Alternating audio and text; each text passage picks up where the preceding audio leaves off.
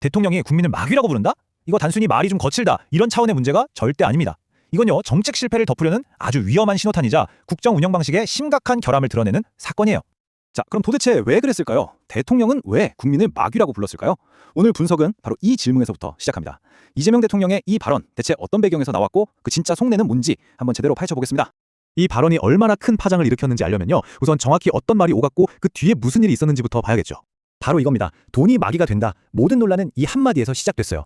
이게 그냥 뭐 거친 표현 정도가 아니고요. 부동산 정책 때문에 온 나라가 들끓던 바로 그 시점에 대한민국 한복판에 아주 정교하게 계산해서 던진 메시지였다는 거죠. 이 말이 그냥 허공에 뜬 게 아니에요. 그때가 어떤 때였습니까? 종합부동산세다, 주택공급이다, 이걸로 정말 온 나라가 시끄러웠잖아요. 바로 그때 다주택자하고 시장 참여자들을 딱 찍어서 겨냥한 발언이었던 겁니다. 반응은요, 그야말로 즉각적이고 또 거셌습니다. 언론은 이거 사회분열시키는 거다라고 비판했고요. 정치권에서는 대통령이 국민을 적으로 돌린다면서 난리가 났죠. 제일 민감한 시장은 어떻게 했어요? 대통령 말 한마디에 그냥 불신과 불확실성이 확 퍼지면서 크게 흔들렸습니다. 여러분, 이게 그냥 말실수 한번 했다고 나올 수 있는 반응이 아니에요. 국가 최고 책임자의 말이 시장을 얼마나 심각하게 교란시킬 수 있는지 똑똑히 보여준 사건인 겁니다. 근데 여기서 우리가 진짜 주목해야 할 게 있어요. 이건 그냥 단어 선택이 좀 과했네, 이 정도 수준의 얘기가 아니라는 겁니다. 이 발언 뒤에는 아주 교묘하게 설계된 정치적 전략이 숨어있다는 게 핵심이에요. 자, 보세요. 이게 아주 전형적인 3단계 패턴입니다. 첫째, 정책이 실패해요. 둘째, 그 실패를 인정하고 해결책을 찾는 게 아니라 문제를 선한 우리 때 악한 저들의 구도로 바꿔버립니다. 그리고 마지막으로 특정 집단, 이번엔 다주택자였죠. 이 사람들을 문제의 원흉이라고 딱 낙인 찍어버리는 겁니다. 왜 이런 방식을 쓸까요? 간단해요. 복잡한 정책을 설명하는 것보다 공공의 적을 만들어서 비난하는 게 지지층을 묶어두기에 훨씬 쉽고 빠르기 때문이죠. 이 표를 보면 차이가 극명하게 보이죠. 한쪽은 어떻게든 데이터를 보고 분석해서 문제를 풀어보려는 정책의 영역입니다. 그런데 다른 한쪽은 어때요? 그냥 선과 악으로 편을 가르고 책임은 남한테 떠넘기면서 지지층만 결집시키는 정치의 영역인 거죠. 이런 식의 통치가 계속되면 뭐가 남겠습니까? 결국 사회는 갈갈이 찢기고 정책에 대한 불신만 깊어질 뿐입니다. 이쯤 되면 대통령의 언어는 더 이상 우연이나 실수가 아니게 됩니다. 이건 아주 치밀하게 계산된 의도된 정치의 결과물인 거예요.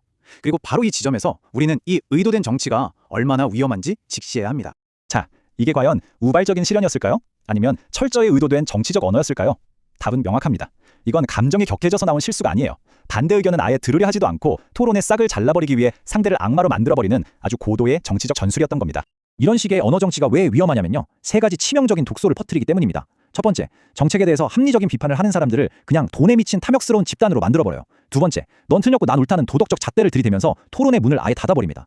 그리고 정말 최악인 세 번째, 대통령 한 사람의 분노나 신념이 아무런 검증 없이 국가 정책이 될 수 있다는 정말 끔찍한 길을 열어버리는 겁니다. 자, 그럼 이 모든 상황의 책임은 누구에게 물어야 할까요? 이제 더 이상 빙빙 돌려 말할 필요가 없습니다. 책임을 져야 할 사람을 정확히 지목해라 합니다. 결국 이겁니다. 제대로 된 정책으로 국민을 설득할 자신이 없을 때 언어는 날카로운 무기가 되는 겁니다. 이게 가장 손쉬운 정치처럼 보일지 몰라도 사실은 우리 공동체를 뿌리부터 좀먹는 가장 위험한 방식입니다. 결론을 내리겠습니다. 이재명은 자신의 정책 실패를 덮기 위해 국민을 탓했습니다. 그리고 공동체의 분열을 자신의 통치 수단으로 삼았습니다. 이 마귀 발언은 단순한 해프닝이 아닙니다. 이것은 대통령 이재명이 어떻게 국정을 운영하는지를 보여주는 상징적인 사건이며 그가 남긴 깊은 불신과 분열의 상처는 그 말이 사라진 뒤에도 아주 오랫동안 우리 사회를 병들게 할 겁니다.